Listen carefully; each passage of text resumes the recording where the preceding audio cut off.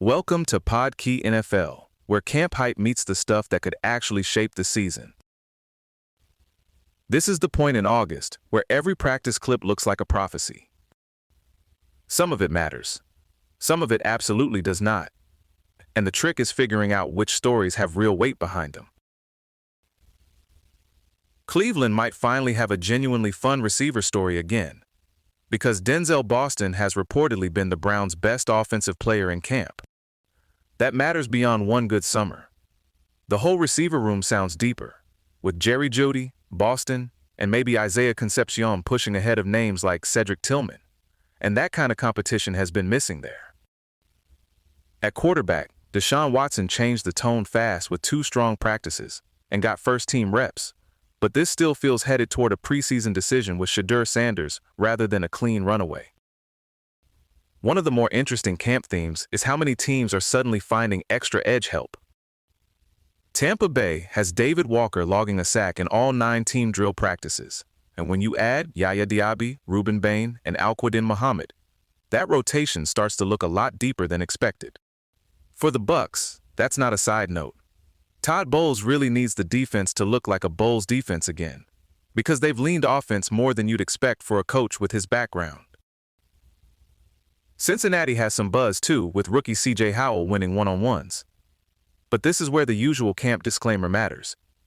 Beating tackles in isolation looks great, but real games add protection calls, chips, combo blocks, and all the annoying details that ruin a highlight. Daniel Jones has apparently had a very strong camp in Indianapolis, to the point that internal reviews sound more like they expect a functional starter than a guy just fighting for backup reps. The catch is that the receiver group has been shaky. Alec Pierce has been out. Josh Downs has been dealing with injury, and even when Downs is available, moving him outside takes him away from the slot role where he's most comfortable. So the Colts may end up living in heavier personnel for a while, with 2 and even 3 tight ends. Tyler Warren, Molly Cox, Drew Ogletree, alongside Jonathan Taylor, until the receiver situation settles down. A good camp tackle can make a quarterback story turn overnight, and that's part of what's happening with Geno Smith. When rookie Armand Membu has held up, Smith has reportedly looked like a real starting quarterback again, which is a pretty powerful reminder that pass protection is often the whole mood. For the Jets, that's especially meaningful after the instability they've had there before. If Membu is solid early, the offense starts to look viable in a much more normal way. The funny contrast is that now the pressure shifts to the defense, which has its own issues after not recording an interception last season. If the offense is steadier, the defense has to stop being the part everyone excuses. Jacksonville's backfield is coming into focus as a true committee, with Bashal Tutin handling more of the between-the-20s work, Chris Rodriguez in short yardage and near the goal line, and Quentin Allen on key third downs. From a football standpoint, that can be smart. It spreads the workload, protects bodies, and gives Liam Cohen different answers, even with line injuries. From a fantasy standpoint, this is where dreams go to die. Around the league, a bunch of teams are also leaning harder into under-center play-action concepts.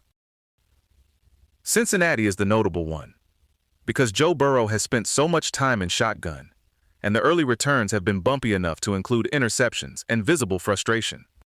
The reason it's worth tracking is that under-center play action can make an offense more diverse and more downhill, but it also asks your line to sell the run and protect long enough for the fake to matter. If the line is shaky, the whole thing can feel forced. Baltimore and Washington are both moving in that direction too, accepting some short-term clunkiness in exchange for a broader offense later. The biggest injury concern might be Laramie Tunsil's torn triceps in Washington, because even an optimistic recovery could take out a huge chunk of the season and destabilize an offensive line that was supposed to be part of the fix. And Washington's issues don't stop there. Trey Amos has barely practiced, and they're reworking almost an entire starting defense after finishing last in yards allowed per game in 2024. This is also part of a broader camp pattern. Chicago has lost multiple defensive backs plus Luther Burden, Braxton Jones, and Montez Sweat. Jacksonville has had stretches without both tackles and interior linemen. New Orleans is getting thin up front on both sides after losing Brian Bracey and maybe Cam Jordan.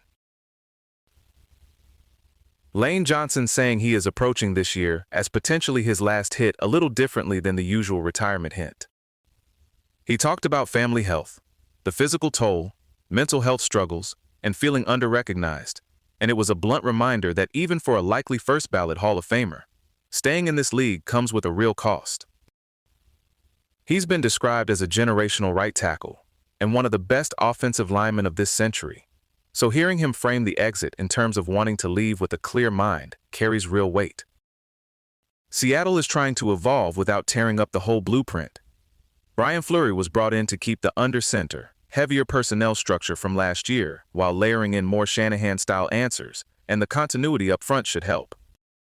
They didn't bring back Kenneth Walker, so the running game looks committee-based with Jadarian Price and George Holani, with Zach Charbonnet possibly back within the first month. Rashid Shaheed is the offensive ceiling raiser there because he can flip a game fast. Atlanta feels shakier. Jalen Walker's ACL tear is a major blow to a front that already looked thin, and the quarterback picture doesn't exactly calm anybody down. Tua Tagovailoa has the early edge. Michael Penix Jr. has dealt with back tightness, and it wouldn't be shocking if they don't get one clean 17-game answer.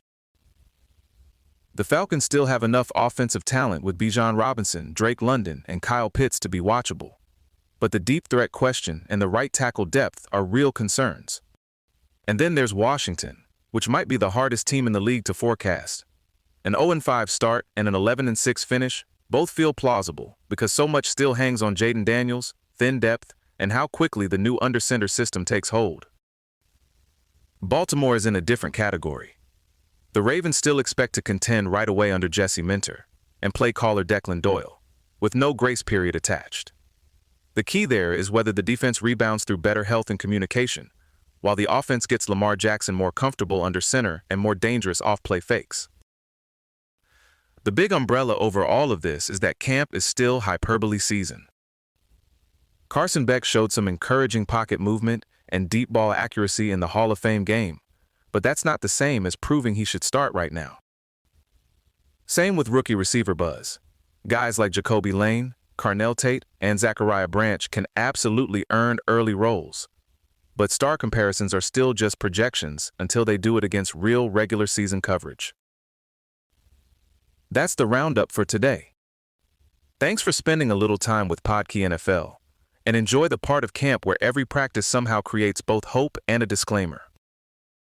This episode was generated by Podkey. Create your own at podkey.fm. Podkey.